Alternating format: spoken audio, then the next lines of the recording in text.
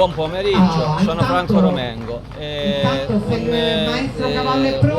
frequentatore delle palestre nonché di bodybuilding. Quello che mi interessa trasmettere oggi, visto che siamo qua in una giornata dove si promuove lo sport, è quello di manifestare il mio pensiero, nonché quello dell'associazione, che è la World League Natural Bodybuilding. Promuove lo sport assolutamente naturale.